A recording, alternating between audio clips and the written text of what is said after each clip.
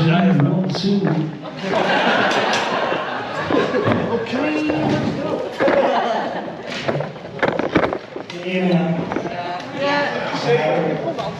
Right, I'd like to say good afternoon to everyone.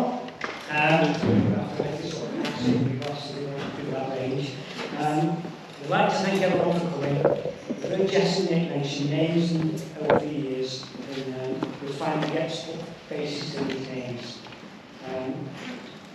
Anyone that knows me will know, unfortunately, my memory is shocking. So I remember all the names and I recognise all the faces, but unfortunately I won't be able to put the two together. So if anyone bumps into me over the years and I don't remember the name, I can only apologise. Adele will remember, she's quite good, so she'll be there again. She'll put me right at some stage. So, as the evening goes on. I think we can all agree, Jess looks absolutely lovely. Yeah.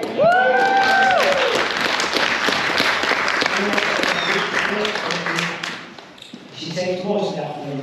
She gets her looks off her. And she's obviously very pretty. She's intelligent. This is you.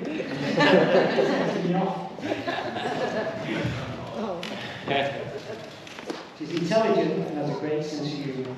Unfortunately, she's inherited some things off me as well.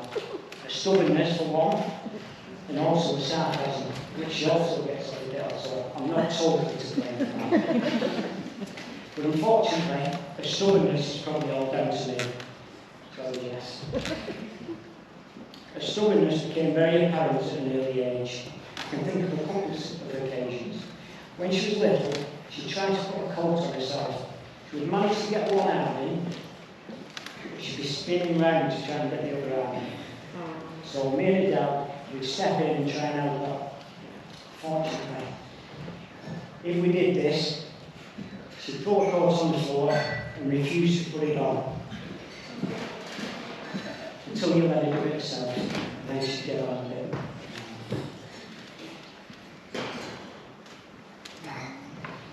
However, her siblings are slightly different. Jake, he couldn't get his coat on. He'd just rip it off, be at the door, and he'd be off on his way. What do I need the coat for? He didn't need one. Beth would be different again. She'd try and put it on, and then she'd just look at it as if to say, come on, help me out here. We're a team. And then you think back to Jess at that age. She'd still be spinning, trying to put the coat on. On another occasion, the reception teacher told us how thoughtful she was, kind, but not quite inside, but she had her own mind, which is one way of putting it. She gave them all some beads, some coloured beads, and asked the class to put them in a certain order. Jess had other ideas and decided to create a pretty little pattern with them. When the teacher came over and said, no, Jess, we're all doing it in a certain order. Jess just pushed the beads to one side and sat with her arms folded, refusing to do anything. I think the mould was well and truly set at that time. I think she's mellowed a bit now. However, I have noticed she's not got a coat on today. I'm feeling a bit nervous myself, but I'm also looking at Nick. He's looking a bit nervous. Well, I'm hoping it is. So, I think I know why that is. I came across a survey, a couple of things. And it had the biggest fears that people have. And no, the biggest fear wasn't marriage. That was top of the list. That was top of the list of people's favourite things, especially for men, and especially for the man marrying my daughter. And on top of the list was public speaking. That's why you're nervous. That's why I'm nervous. Second on the list was the fear of death. Environments encounter fate worse than death. But the good news for you is you get to spend the rest of your life.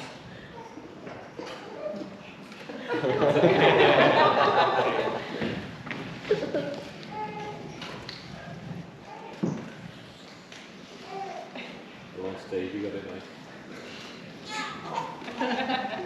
Get to spend the rest of your life in my wonderful daughter. So, every time there's a some companions today. So you know like to raise your glasses to Jess and Nick. Yes. Congratulations.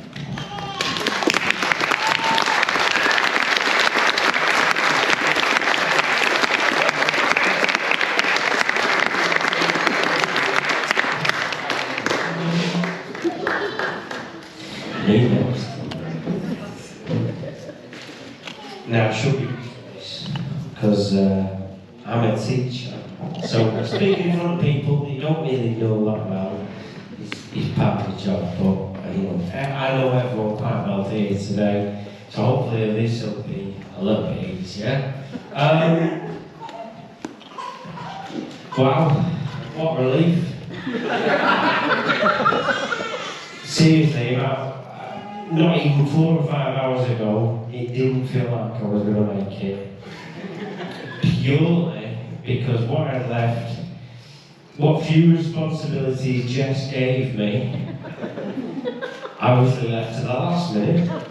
Meaning the last few days have been utter chaos, and I genuinely was in the barbers about 11 o'clock, getting a shave and all the rest of it this morning. So while Jess has been calmly getting herself ready, I hadn't even had an haircut, and I was flower arranging drunk at about 10 o'clock last night in the dark, and same again this morning. You know, just hungover, trying to get flowers ready for today, but brilliant now. So. Right, thanks everyone for coming today. It really does mean a lot to me and Jess that our closest family and friends are gathered here to celebrate with us. And today's been 8 years in the making. Can you imagine that? When you enter into a new relationship, you don't necessarily think too far into the future, but you know, here we are as a married couple.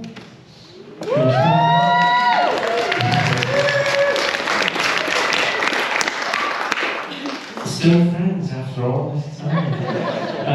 And most importantly, deeply in love. And willing to make the biggest promise and commitment you can make to another person. So you stuck with me forever now.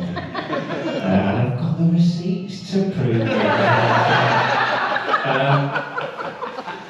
As some of you know, we met in work, and at first this proved tricky, getting Jess to agree to a date. Jess probably didn't want to be seen in public with one of the office weirdos, so quite understandable from my point of view. And when Jess got a new role in a different site, it provided me with an opportunity, and I kind of took it. So we went on a quite successful first date, and even though I probably overshared a little bit on my part, as you do, it went quite well, I thought, and then, well, here we are to prove it. I did keep some things secret for a few months, however, and Jess didn't find out about Dungeons and Dragons and what happened for a good few months. And at that point, she'd already moved in, so we were kind of like, she couldn't back out at that point, let me, be honest. So, after work, we had secret dates in Costa Coffee, and soon enough we were living together, sharing our lives with one another, and it wasn't really a single point in the last 8 years where we thought, right, we're going to get married, but there were a few signs along the way. So one cycling trip to Lake District found us sharing a very cosy, I'll say very cosy, I mean really cosy, 2-man tent in the howling rain, and I just cycled for 3 days without a single wash, so I'm sure you can imagine the smell. There were a few complaints, but she didn't dump me right there and then, which would have been well within her rights at that point, to be honest. Other signs that it was meant to be included 2 cycling incidents, one of which was my fault. The other one, someone drove into me, fair enough. But without hesitation, Jess took care of me, you know, in a really vulnerable moment. And that selfless nature is just one of the many reasons why we're here today. She helped me through my struggles and continues to, whether it's mental, physical. She makes me a better person along the way. She knows when to comfort me, and she knows when I need to kick up the arse and tell him, get over it, mate. We support each other through thick and thin, and today we promise to keep that up forever and always. And I get, you know, if there was a point when I thought, right, you know, this is the person for me, it was probably one Christmas in COVID, which, as everyone was doing, you know, we were doing the lateral flow tests, and unfortunately on Christmas Day we tested positive. Yeah, thanks for that. Yeah, so like, others were affected by those positive tests. So we tested positive Christmas Day, meaning we couldn't spend the rest of Christmas with our bubble, which was Jess's family. So we're off to Christmas with Jess's family. But after the initial disappointment, kind of the overall feeling was, well, this is the best thing that could have happened. I get to spend Christmas Day with the one person who genuinely, you know, understands me and means an awful lot in my life, and we're on a level, you know, and being able to just spend no pressure of seeing relatives and giving presents and stuff like that, just me and you on Christmas Day, I think was really special. And as well as this moment, I'll cherish that moment forever. And I love you so much.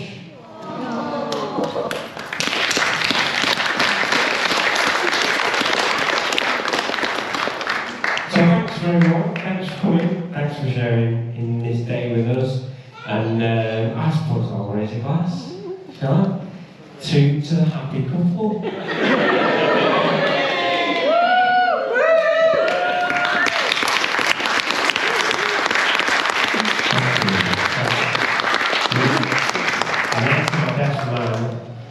And we've known each other about primary school, so 35 years? 35 years and counting-ish. It's you, So Tom. Tom?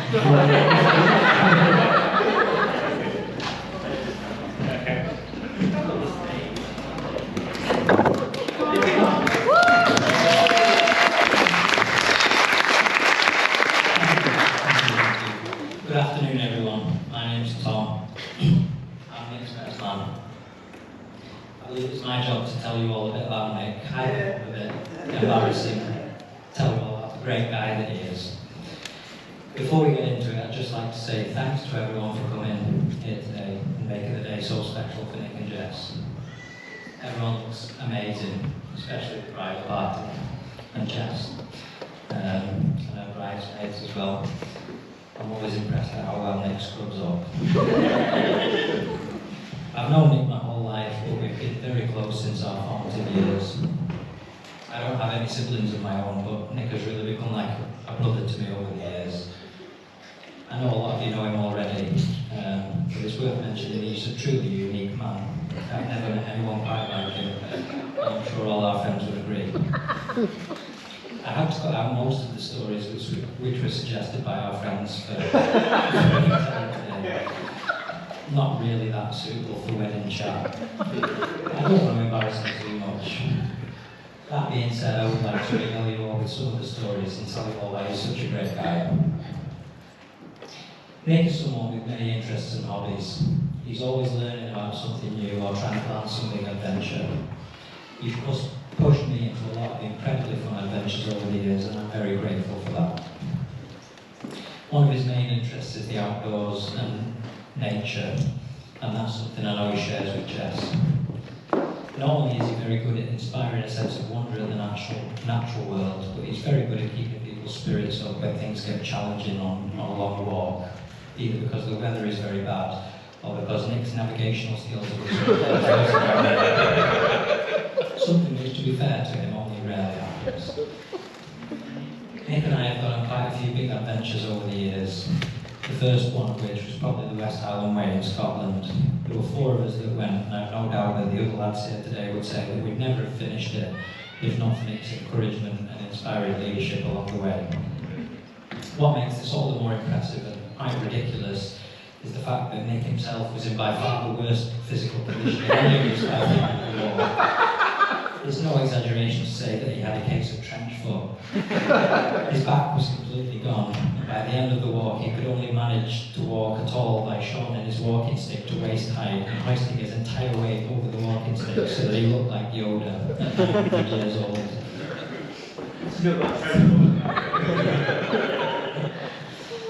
Perhaps it's not the best idea to remind him at this point that part of the reason he struggled so much was that Colin and his dad snuck a brick into his bag right before he left. We laughed at the time, but this sounds so brutal. It wasn't a brick, it was a cobble. Full cobblestone. A key part of Nick's technique when it comes to motivating people on a big walk is just to lie about how much work remains ahead of us at any given stage. It's just over that next hill, he'll always say. This has frankly done my head in over the years, and I will admit to some guilty pleasure at watching Jess struggle with this now in my stead.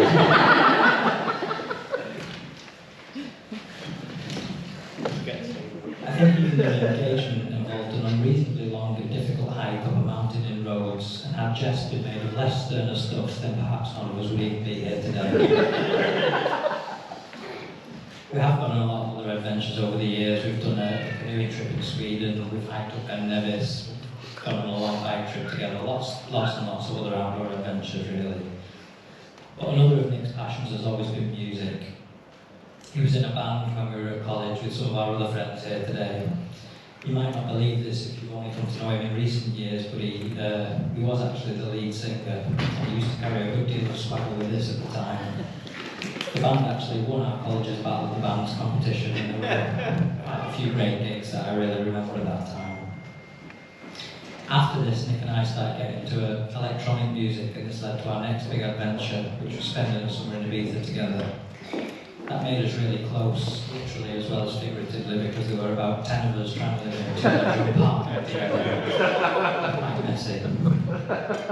We fancied ourselves as DJs at the time, or played some gigs for the Zoo Project and putting on parties for other workers that were in Ibiza at the time on Cafe Savannah on Sunset Strip.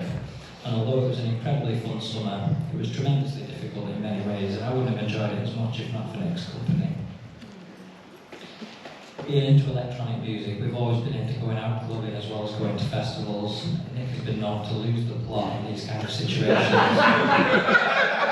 His behaviour is often entirely unpredictable.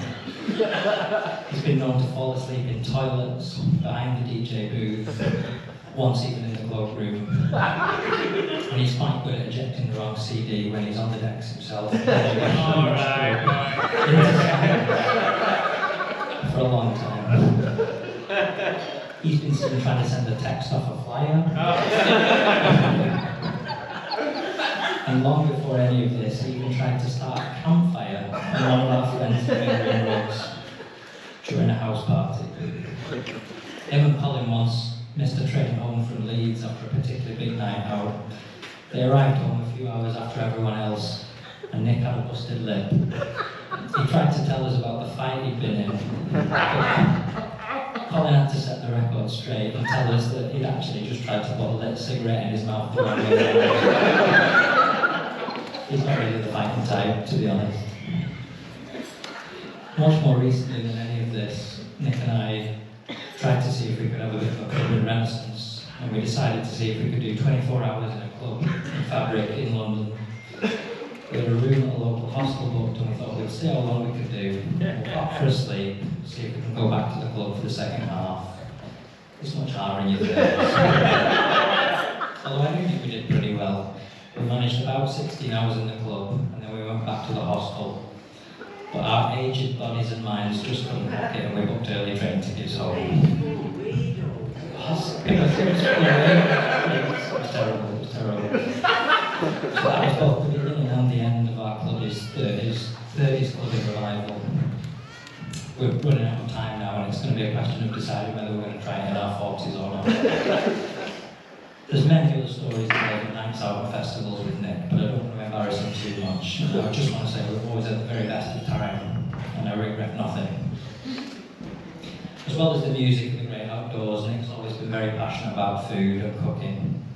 Since his teenage years, he's always been a very good cook, and I would honestly say he's taught me more or less everything I know about cooking and food. We do enjoy cooking together. My wife Una would laugh at this because she nearly always has to break up a fight between us if we're in the same kitchen. I think Jess would agree that he can be quite difficult in the kitchen. He'd just like to say that he cooks in a certain way. Oh, there's a specific way to do He loves all food so much that although I know he really enjoys having a vegetarian diet with Jess, he will often arrive around at our house with a pile of discount meat. And just start with us a big feast, whether he's wanders or not. Discount meat. pocket meat. Pocket meat. I think if not for the fact that he would hate the work schedule associated with being a chef, he would have made otherwise an incredible chef. Instead of this, he went into teaching, and although I've never personally seen him doing his job, he's taught me so much over the years that I've no doubt that he's an extremely good teacher, a natural teacher. In recent years, I've been very proud to hear about him volunteering with a local programme that takes young people with mental health problems on fishing trips, bringing together his love of fishing, his skills as a teacher, and his caring nature. I'd just now like to tell you all about when he met Jess. It was about 8 years ago now. There was a period of time when Nick was coming round to mine and Una's flat every single night. In the nicest way possible. We were quite sick of it. Eventually he started talking about a girl that he was working with, and pretty quickly it seemed like he was smitten. The main thing I remember him saying was that she looked like a young Kate Moss. He was desperate to woo this girl, but he was very worried that he would think that he was too old to woo her, and just wouldn't have any chance at all. But he managed to bag a date somehow, and that went very well. Several dates followed and things progressed very well.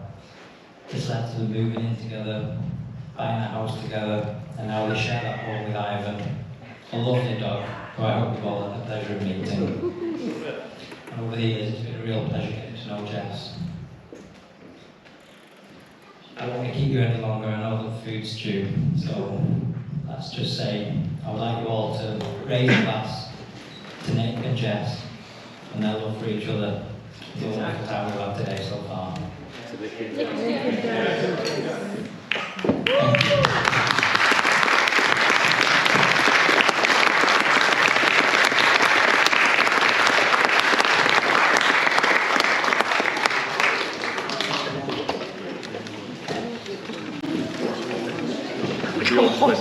Okay.